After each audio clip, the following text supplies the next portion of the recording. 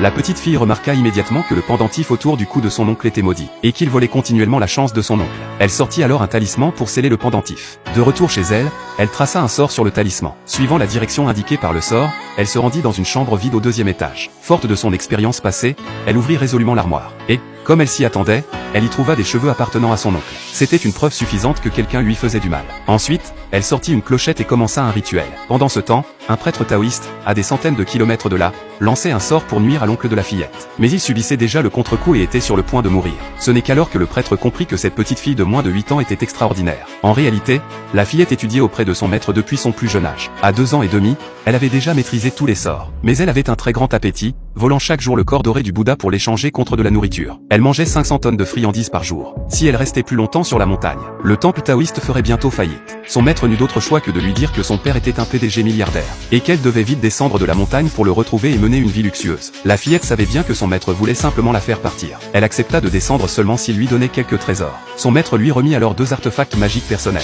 une clochette capable de chasser tous les esprits maléfiques, et des aiguilles d'argent ainsi que des centaines de talismans capables de guérir toutes les maladies. Ce n'est qu'alors que la fillette accepta à contre-cœur de partir. Dès qu'elle eut quitté la montagne, son maître attrapa aussitôt le dernier poulet restant pour le manger. Après être descendue, la fillette ne savait pas comment retrouver son père. Assise seule au bord de la route, inquiète, elle fut remarquée par une femme travaillant dans un orphelinat. En apprenant qu'elle avait faim, la femme lui offrit gentiment 10 tonnes de friandises, et l'aida à retrouver son père biologique grâce à une base de données ADN.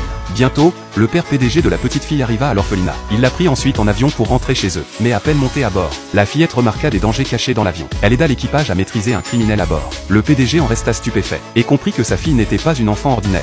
De retour à la maison, la petite fille sentit immédiatement une présence maléfique dans la villa. Elle sortit alors 2 talismans, chanta des incantations et y insuffla une grande quantité d'énergie spirituelle. Elle en donna un à son père et un autre à son grand-père, les exhortant à les porter pour leur sécurité. Le père, profondément touché par la piété filiale de sa fille, l'emmena aussitôt manger pour remplir son ventre. En voyant la table remplie de viande, la petite fille retrouva aussitôt l'appétit. Elle attrapa une cuisse de poulet et commença à manger. À ce moment-là, son oncle arriva également. La fillette remarqua immédiatement quelque chose d'anormal à la jambe de son oncle. Après un rapide calcul, elle comprit que quelqu'un avait volontairement blessé sa jambe. Puis arriva sa 4e tante avec sa fille. La fillette vit aussitôt que cette tante était une mauvaise personne. Sans le savoir, la tante avait provoqué un accident de voiture des années auparavant, ce qui avait rendu son oncle infirme. Quand la petite fille déclara qu'elle pouvait aider son oncle à remarcher, la tante pensa qu'elle disait des absurdités. À ce moment-là, la fille de la tante offrit un cadeau à la petite fille. Celle-ci le fit immédiatement tomber par terre, car elle savait que ce cadeau était en réalité un talisman de mort. S'il était porté, il imprégnerait la personne d'énergie maléfique. Craignant que son crime passé ne soit révélé, la tante accusa publiquement la fillette d'être une imposture. La petite fille expliqua qu'elle avait étudié la magie taoïste auprès de son maître depuis l'enfance, et qu'elle pouvait aisément reconnaître un talisman de mort.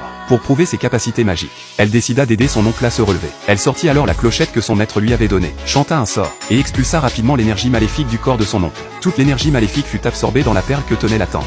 La fillette expliqua que cette perle était fabriquée à partir des crânes des pires criminels, et qu'en raison de la forte concentration d'énergie néfaste, elle avait pu paralyser le corps de son oncle. Ensuite, elle sortit les aiguilles d'argent données par son maître, et les planta dans la jambe de son oncle. Un puissant flot de vitalité dissipa immédiatement l'énergie maléfique. En seulement 3 secondes, les os de la jambe de son oncle furent entièrement restaurés. Après 50 ans d'infirmité, son oncle put enfin se tenir debout à nouveau.